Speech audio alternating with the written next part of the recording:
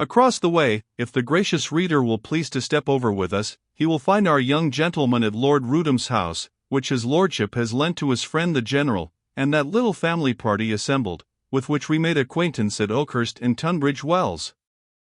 James Wolfe has promised to come to dinner, but James is dancing attendance upon Miss Lowther, and would rather have a glance from her eyes than the finest kickshaws dressed by Lord Rudham's cook, or the dessert which is promised for the entertainment at which you are just going to sit down. You will make the 6th. You may take Mr. Wolfe's place. You may be sure he won't come. As for me, I will stand at the sideboard and report the conversation. Note first, how happy the women look. When Harry Warrington was taken by those bailiffs, I had intended to tell you how the good Mrs. Lambert, hearing of the boy's mishap, had flown to her husband, and had begged, implored, insisted, that her Martin should help him. Never mind his rebeldom of the other day, never mind about his being angry that his presents were returned. Of course anybody would be angry, much more such a high-spirited lad as Harry. Never mind about our being so poor, and wanting all our spare money for the boys at college. There must be some way of getting him out of the scrape. Did you not get Charles Watkins out of the scrape 2 years ago, and did he not pay you back every halfpenny? Yes, and you made a whole family happy, blessed be God. And Mrs. Watkins prays for you and blesses you to this very day, and I think everything has prospered with us since. And I have no doubt it has made you a major general, no earthly doubt, says the fond wife. Now, as Martin Lambert requires very little persuasion to do a kind action, he in this instance lets himself be persuaded easily enough, and having made up his mind to seek for friend James Wolfe, and give bail for Harry, he takes his leave and his hat, and squeezes Theo's hand, who seems to divine his errand, or perhaps that silly mamma has blabbed it, and kisses little Hetty's flushed cheek, and away he goes out of the apartment where the girls and their mother are sitting, though he is followed out of the room by the latter. When she is alone with him, that enthusiastic matron cannot control her feelings any longer. She flings her arms round her husband's neck, kisses him 125 times in an instant, calls God to bless him, cries plentifully on his shoulder, and in this sentimental attitude is discovered by old Mrs. Quiggett, my lord's housekeeper, who is bustling about the house, and, I suppose, is quite astounded at the conjugal phenomenon. We have had a tiff, and we are making it up. Don't tell tales out of school, Mrs. Quiggett, says the gentleman, walking off. Well, I never, says Mrs. Quiggett, with a shrill, strident laugh, like a venerable old cockatoo, which white, hook-nosed, long-lived bird Mrs. Quiggett strongly resembles. Well, I never, says Quiggett, laughing and shaking her old sides till all her keys, and, as one may fancy, her old ribs clatter and jingle. Oh, Quiggett, sobs out Mrs. Lambert, what a man that is. You've been quarreling, have you, Mum, and making it up? That's right. Quarrel with him? He never told a greater story. My general is an angel, Quiggett. I should like to worship him. I should like to fall down at his boots and kiss him, I should. There never was a man so good as my general. What have I done to have such a man? How dare I have such a good husband? My dear, I think there's a pair of you, says the old cockatoo, and what would you like for your supper? When Lambert comes back very late to that meal, and tells what has happened, how Harry is free, and how his brother has come to life, and rescued him, you may fancy what a commotion the whole of those people are in. If Mrs. Lambert's general was an angel before, what is he now? If she wanted to embrace his boots in the morning, pray what further office of wallowing degradation would she prefer in the evening? Little Hetty comes and nestles up to her father quite silent, and drinks a little drop out of his glass. Theo's and Mamma's faces beam with happiness, like 2 moons of brightness. After supper, those four at a certain signal fall down on their knees, glad homage paying and awful mirth rejoicing, and with such pure joy as angels do, we read, for the sinner that repents. There comes a great knocking at the door whilst they are so gathered together. Who can be there? My lord is in the country miles off. It is past midnight now, so late have they been, so long have they been talking. I think Mrs. Lambert guesses who is there. This is George, says a young gentleman, leading in another. We have been to Aunt Bernstein. We couldn't go to bed, Aunt Lambert, without coming to thank you too. You dear, dear, good, there is no more speech audible. Aunt Lambert is kissing Harry, Theo has snatched up Hetty who is as pale as death, and is hugging her into life again. George Warrington stands with his hat off, and then, when Harry's transaction is concluded, goes up and kisses Mrs. Lambert's hand. The General passes his across his eyes. I protest they are all in a very tender and happy state. Generous hearts sometimes feel it, when wrong is forgiven, when peace is restored, when love returns that had been thought lost. We came from Aunt Bernstein's. We saw lights here, you see. We couldn't go to sleep without saying good night to you all, says Harry. Could we, George? 'Tis certainly a famous nightcap you have brought us, boys, says the General. When are you to come and dine with us? Tomorrow? No, they must go to Madame Bernstein's tomorrow. The next day, then? Yes, they would come the next day, and that is the very day we are writing about, and this is the very dinner, at which, in the room of Lieutenant Colonel James Wolfe, absent on private affairs, my gracious reader has just been invited to sit down. To sit down, and why, if you please? Not to a mere Barmecide dinner, no, but to hear Emarge George Esmond Warrington's statement, which of course he is going to make. Here they all sit, not in my lord's grand dining room, you know, but in the snug study or parlor in front. The cloth has been withdrawn, the General has given the King's health, the servants have left the room, the guests sit content, and so, after a little hemming and blushing, Mr. George proceeds. I remember, at the table of our General, how the little Philadelphia agent, whose wit and shrewdness we had remarked at home, made the very objections to the conduct of the campaign of which its disastrous issue showed the justice. Of course, says he, Your Excellency's troops once before Fort Duquesne, such a weak little place will never be able to resist such a general, such an army, such artillery, as will there be found attacking it. But do you calculate, sir, on the difficulty of reaching the place? Your Excellency's march will be through woods almost untrodden, over roads which you will have to make yourself, and your line will be some 4 miles long. This slender line, having to make its way through the forest, will be subject to endless attacks in front, in rear, in flank, by enemies whom you will never see, and whose constant practice in war is the dexterous laying of ambuscades. Pshaw, sir, says the General, the savages may frighten your raw American militia. Thank your Excellency for the compliment, Mr. Washington seems to say, who is sitting at the table, but the Indians will never make any impression on His Majesty's regular troops. I heartily hope not, sir, says Mr. Franklin, with a sigh, and of course the gentlemen of the General's family sneered at the postmaster, as at a pert civilian who had no call to be giving his opinion on matters entirely beyond his comprehension. We despised the Indians on our own side, and our commander made light of them and their service. Our officers disgusted the chiefs who were with us by outrageous behavior to their women. There were not above 7 or 8 who remained with our force. Had we had a couple of hundred in our front on that fatal 9th of July, the event of the day must have been very different.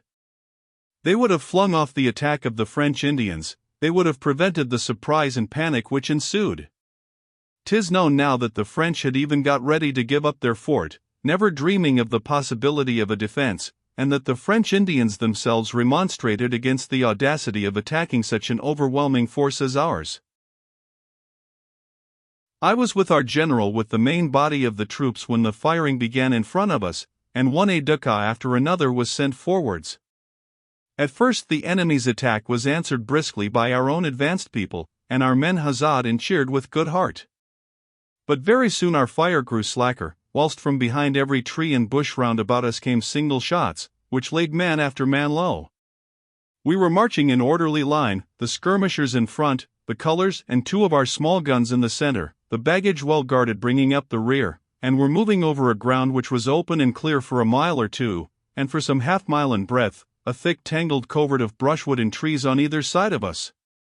After the firing had continued for some brief time in front, it opened from both sides of the environing wood on our advancing column. The men dropped rapidly, the officers in greater number than the men. At first, as I said, these cheered and answered the enemy's fire, our guns even opening on the wood, and seeming to silence the French in ambuscade there. But the hidden rifle firing began again. Our men halted, huddled up together, in spite of the shouts and orders of the general and officers to advance, and fired wildly into the brushwood, of course making no impression. Those in advance came running back on the main body frightened, and many of them wounded. They reported there were 5,000 Frenchmen and a legion of yelling Indian devils in front, who were scalping our people as they fell. We could hear their cries from the wood around as our men dropped under their rifles. There was no inducing the people to go forward now. One aide-de-camp after another was sent forward, and never returned. At last it came to be my turn, and I was sent with a message to Captain Fraser of Hawkett's in front, which he was never to receive nor I to deliver. I had not gone 30 yards in advance when a rifle ball struck my leg, and I fell straightway to the ground. I recollect a rush forward of Indians and Frenchmen after that, the former crying their fiendish war cries, the latter as fierce as their savage allies. I was amazed and mortified to see how few of the whitecoats there were. Not above a score passed me, indeed there were not 50 in the accursed action in which 2 of the bravest regiments of the British Army were put to rout. One of them, who was half Indian half Frenchman, with moccasins and a white uniform coat and cockade, seeing me prostrate on the ground, turned back and ran towards me, his musket clubbed over his head to dash my brains out and plunder me as I lay. I had my little fusil which my Harry gave me when I went on the campaign. It had fallen by me and within my reach. Luckily, I seized it, and down fell the Frenchman dead at 6 yards before me. I was saved for that time, but bleeding from my wound and very faint. I swooned almost in trying to load my piece, and it dropped from my hand, and the hand itself sank lifeless to the ground. I was scarcely in my senses, the yells and shots ringing dimly in my ears, when I saw an Indian before me, busied over the body of the Frenchman I had just shot, but glancing towards me as I lay on the ground bleeding. He first rifled the Frenchman, tearing open his coat, and feeling in his pockets, he then scalped him, and with his bleeding knife in his mouth advanced towards me. I saw him coming as through a film, as in a dream. I was powerless to move, or to resist him. He put his knee upon my chest, with one bloody hand he seized my long hair and lifted my head from the ground, and as he lifted it, he enabled me to see a French officer rapidly advancing behind him. Good God! It was young Florac, who was my second in the duel at Quebec. "A moi, Florac!" I cried out. "C'est Georges! Aide-moi!" He started, ran up to me at the cry, laid his hand on the Indian's shoulder, and called him to hold. But the savage did not understand French, or choose to understand it. He clutched my hair firmer, and waving his dripping knife round it, motioned to the French lad to leave him to his prey. I could only cry out again and piteously, "À moi!" "Ah, canaille, tu veux du sang?" "Prince," said Florac, with a curse, and the next moment, and with an ugh, the Indian fell over my chest dead, with Florac's sword through his body. My friend looked round him. "Eh," says he, "la belle affaire. Where art thou wounded?" "In the leg?" He bound my leg tight round with his sash. "The others will kill thee if they find thee here." "Ah, tiens! Put me on this coat, and this hat with the white cockade. Call out in French if any of our people pass. They will take thee for one of us. Thou art Brunette of the Quebec Volunteers. God guard thee, Brunette. I must go forward. 'Tis a general debacle, and the whole of your redcoats are on the run, my poor boy. Ah, what a rout it was! What a day of disgrace for England!" Florac's rough application stopped the bleeding of my leg, and the kind creature helped me to rest against a tree, and to load my fusil, which he placed within reach of me, to protect me in case any other marauder should have a mind to attack me. And he gave me the gourd of that unlucky French soldier, who had lost his own life in the deadly game which he had just played against me, and the drink the gourd contained served greatly to refresh and invigorate me. Taking a mark of the tree against which I lay, and noting the various bearings of the country, so as to be able again to find me, the young lad hastened on to the front. "Thou sayest how much I love thee, George," he said, "that I stay behind in a moment like this. I forget whether I told thee, Harry, that Florac was under some obligation to me. I had won money of him at cards, at Quebec, only playing at his repeated entreaty, and there was a difficulty about paying, and I remitted his debt to me, and lighted my pipe with his note of hand. You see, sir, that you are not the only gambler in the family." At evening, when the dismal pursuit was over, the faithful fellow came back to me, with a couple of Indians, who had each reeking scalps at their belts, and whom he informed that I was a Frenchman, his brother, who had been wounded early in the day, and must be carried back to the fort. They laid me in one of their blankets, and carried me, groaning, with the trusty Florac by my side. Had he left me, they would assuredly have laid me down, plundered me, and added my hair to that of the wretches whose bleeding spoils hung at their girdles. He promised them brandy at the fort, if they brought me safely there. I have but a dim recollection of the journey. The anguish of my wound was extreme. I fainted more than once. We came to the end of our march at last.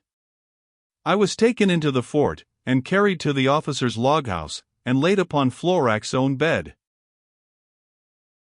Happy for me was my insensibility. I had been brought into the fort as a wounded French soldier of the garrison. I heard afterwards that during my delirium the few prisoners who had been made on the day of our disaster had been brought under the walls of Duquesne by their savage captors, and there horribly burned, tortured, and butchered by the Indians, under the eyes of the garrison. As George speaks, one may fancy a thrill of horror running through his sympathizing audience. Theo takes Hetty's hand, and looks at George in a very alarmed manner. Harry strikes his fist upon the table, and cries, "The bloody, murderous, red-skinned villains! There will never be peace for us until they are all hunted down." They were offering $130 apiece for Indian scalps in Pennsylvania, when I left home, says George, demurely, and 50 for women. 50 for women, my love. Do you hear that, Mrs. Lambert? Cries the colonel, lifting up his wife's hair. "The murderous villains," says Harry, again. "Hunt 'em down, sir. Hunt 'em down." "I know not how long I lay in my fever," George resumed. "When I awoke to my senses, my dear Florac was gone. He and his company had been dispatched on an enterprise against an English fort on the Pennsylvanian territory, which the French claimed, too. In Duquesne, when I came to be able to ask and understand what was said to me, there were not above 30 Europeans left. The place might have been taken over and over again, had any of our people had the courage to return after their disaster. My old enemy the ague fever set in again upon me as I lay here by the riverside. 'Tis a wonder how I ever survived. But for the goodness of a half-breed woman in the fort, who took pity on me, and tended me, I never should have recovered, and my poor Harry would be what he fancied himself yesterday, our grandfather's heir, our mother's only son. I remembered how, when Florac laid me in his bed, he put under my pillow my money, my watch, and a trinket or two which I had. When I woke to myself these were all gone, and a surly old sergeant, the only officer left in the quarter, told me, with a curse, that I was lucky enough to be left with my life at all, that it was only my white cockade and coat had saved me from the fate which the other canaille of Rosbifs had deservedly met with. At the time of my recovery the fort was almost emptied of the garrison. The Indians had retired enriched with British plunder, and the chief part of the French regulars were gone upon expeditions northward. My good Florac had left me upon his service, consigning me to the care of an invalid sergeant. Monsieur de Contrecoeur had accompanied one of these expeditions, leaving an old lieutenant, Museau by name, in command at Duquesne. This man had long been out of France, and serving in the colonies. His character, doubtless, had been indifferent at home, and he knew that, according to the system pursued in France, where almost all promotion is given to the noblesse, he never would advance in rank. And he had made free with my guineas, I suppose, as he had with my watch, for I saw it one day on his chest when I was sitting with him in his quarter. Monsieur Museau and I managed to be pretty good friends. If I could be exchanged, or sent home, I told him that my mother would pay liberally for my ransom, and I suppose this idea excited the cupidity of the commandant, for a trapper coming in the winter, whilst I still lay very ill with fever, Museau consented that I should write home to my mother, but that the letter should be in French, that he should see it, and that I should say I was in the hands of the Indians, and should not be ransomed under 10,000 livres. In vain I said I was a prisoner to the troops of His Most Christian Majesty, that I expected the treatment of a gentleman and an officer. Museau swore that letter should go, and no other, that if I hesitated, he would fling me out of the fort, or hand me over to the tender mercies of his ruffian Indian allies. He would not let the trapper communicate with me except in his presence. Life and liberty are sweet. I resisted for a while, but I was pulled down with weakness, and shuddering with fever, I wrote such a letter as the rascal consented to let pass, and the trapper went away with my missive, which he promised, in 3 weeks, to deliver to my mother in Virginia.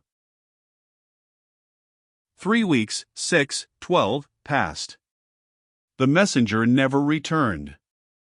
The winter came and went, and all our little plantations round the fort, where the French soldiers had cleared corn ground and planted gardens and peach and apple trees down to the Monongahela, were in full blossom. Heaven knows how I crept through the weary time. When I was pretty well, I made drawings of the soldiers of the garrison, and of the half-breed and her child, Museau's child, and of Museau himself, whom, I am ashamed to say, I flattered outrageously, and there was an old guitar left in the fort, and I sang to it, and played on it some French airs which I knew, and ingratiated myself as best I could with my jailers, and so the weary months passed, but the messenger never returned. At last news arrived that he had been shot by some British Indians in Maryland, so there was an end of my hope of ransom for some months more. This made Museau very savage and surly towards me, the more so as his sergeant inflamed his rage by telling him that the Indian woman was partial to me, as I believe, poor thing, she was. I was always gentle with her, and grateful to her. My small accomplishments seemed wonders in her eyes. I was ill and unhappy, too, and these are always claims to a woman's affection. A captive pulled down by malady, a ferocious jailer, and a young woman touched by the prisoner's misfortunes. Sure, you expect that, with these 3 prime characters in a piece, some pathetic tragedy is going to be enacted? You, Miss Hetty, are about to guess that the woman saved me? Why, of course she did, cries Mama. What else is she good for, says Hetty. You, Miss Theo, have painted her already as a dark beauty, is it not so? A swift huntress. Diana with a baby, says the colonel. Who scours the plain with her nymphs, who brings down the game with her unerring bow, who is queen of the forest, and I see by your looks that you think I am madly in love with her. Well, I suppose she is an interesting creature, Mr. George, says Theo, with a blush. What think you of a dark beauty, the color of new mahogany with long straight black hair, which was usually dressed with a hair oil or pomade by no means pleasant to approach, with little eyes, with high cheekbones, with a flat nose, sometimes ornamented with a ring, with rows of glass beads round her tawny throat, her cheeks and forehead gracefully tattooed, a great love of finery, an inordinate passion for must I own it? For coquetry. I know you are going to say that, says Miss Hetty. For whiskey, my dear Miss Hester, in which appetite my jailer partook, so that I have often sate by, on the nights when I was in favor with Monsieur Museau, and seen him and his poor companion hobnobbing together until they could scarce hold the noggin out of which they drank. In these evening entertainments, they would sing, they would dance, they would fondle, they would quarrel, and knock the cans and furniture about, and, when I was in favor, I was admitted to share their society, for Museau, jealous of his dignity, or not willing that his men should witness his behavior, would allow none of them to be familiar with him. Whilst the result of the trapper's mission to my home was yet uncertain, and Museau and I myself expected the payment of my ransom, I was treated kindly enough, allowed to crawl about the fort, and even to go into the adjoining fields and gardens, always keeping my parole, and duly returning before gunfire. And I exercised a piece of hypocrisy, for which, I hope, you will hold me excused. When my leg was sound, the ball came out in the winter, after some pain and inflammation, and the wound healed up presently. I yet chose to walk as if I was disabled and a cripple. I hobbled on 2 sticks, and cried ah and oh at every minute, hoping that a day might come when I might treat my limbs to a run.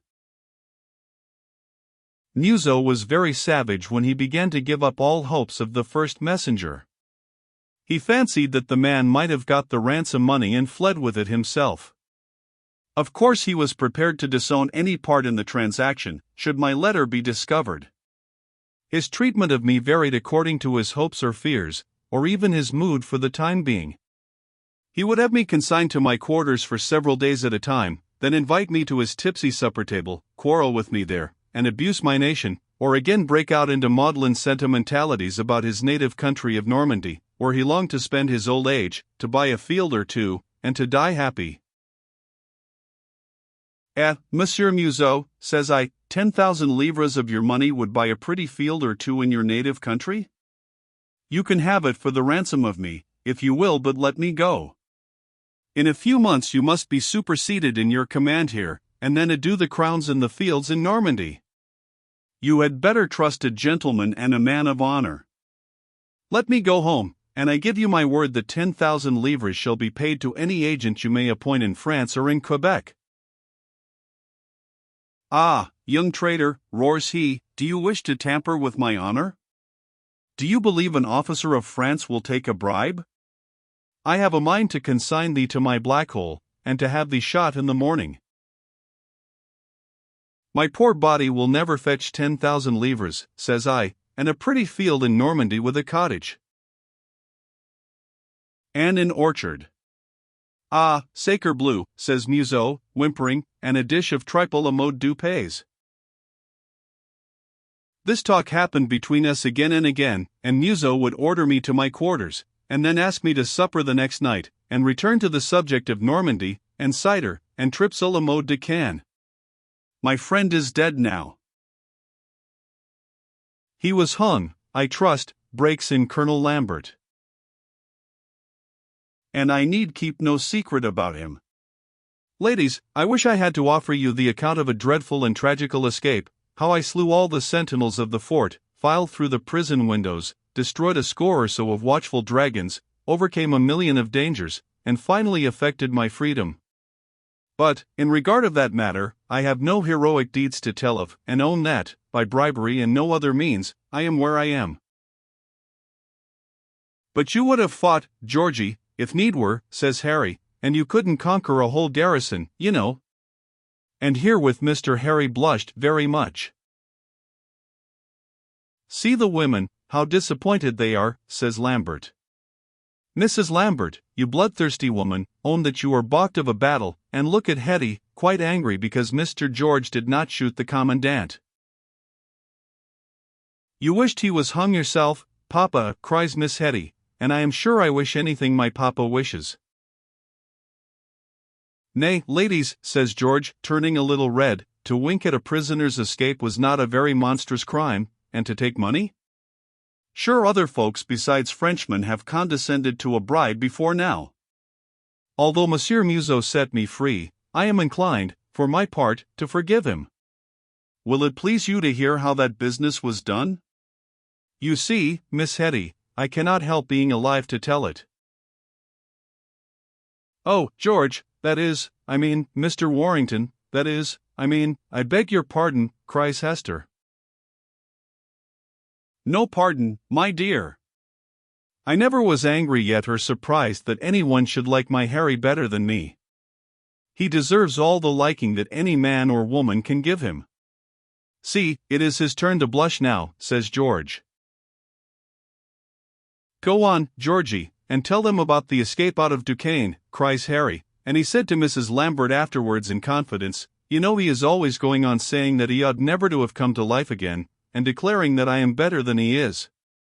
The idea of my being better than George, Mrs. Lambert.